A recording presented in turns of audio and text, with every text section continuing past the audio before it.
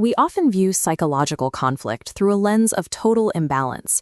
In this common framing, the calculating manipulator is the unbreakable stone, while the empathetic person is the glass object, fragile and destined to shatter upon contact. Clinical profiles tell a more nuanced story. The sociopathic profile shows a near-total absence of affective empathy, the ability to feel what others feel.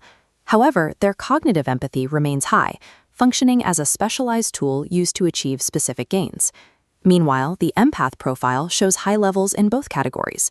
When operating at full capacity, they intersect to create a specific strength, high-frequency behavioral pattern recognition. This creates a fundamental asymmetry.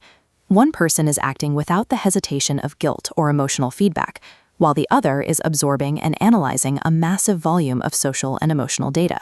This lack of emotional drag allows the manipulator to move faster in the opening stages of an interaction. However, the empath's continuous data intake begins to build a comprehensive map of the other person's behavior that remains active even when the interaction turns hostile. During the first contact, the manipulator probes for boundaries.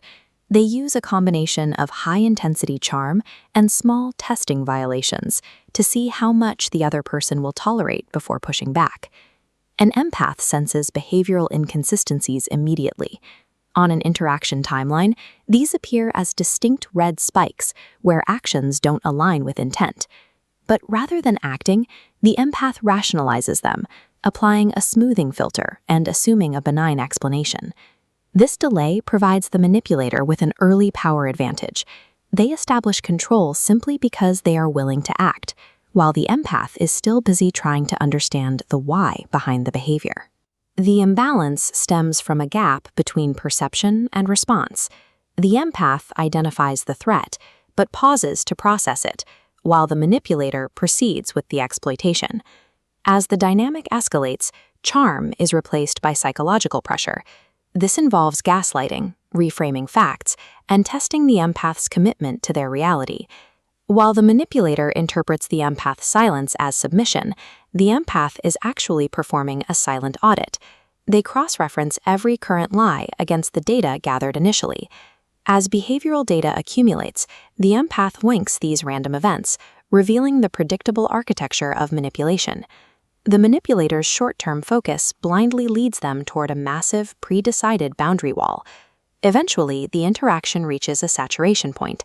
The empath hits an exhaustion threshold, where the cost of rationalizing the behavior finally outweighs the desire to maintain the relationship. Reacting to this threshold with high emotion only provides the manipulator with more leverage. However, relying on confirmed behavioral patterns allows the empath to shift their strategy, cut off the emotional supply, and neutralize the influence. The long-term shift occurs when the empath moves from emotional openness to disciplined boundary enforcement, stopping the emotional feedback the manipulator relies on. This scale models the shift in the manipulator's cost-benefit analysis. Their strategy requires low-friction compliance. Once a boundary is established, the required effort outweighs the potential gain. With leverage gone, the target becomes too expensive to manipulate, and the manipulator simply moves on. These dynamics challenge the idea that emotional detachment is a marker of higher intelligence. Treating human interactions as purely transactional often leads to a failure to predict how a more perceptive person will eventually react. Deep empathy is an information-gathering superpower. Combined with emotional regulation, it provides a strategic overview of human dynamics that a manipulator simply cannot access. The trajectory of this interaction is dictated by response time. The outcome depends on the speed with which an individual transitions from sensing an inconsistency to implementing a functional boundary. Defending yourself against manipulation isn't about feeling less, it's about trusting your data.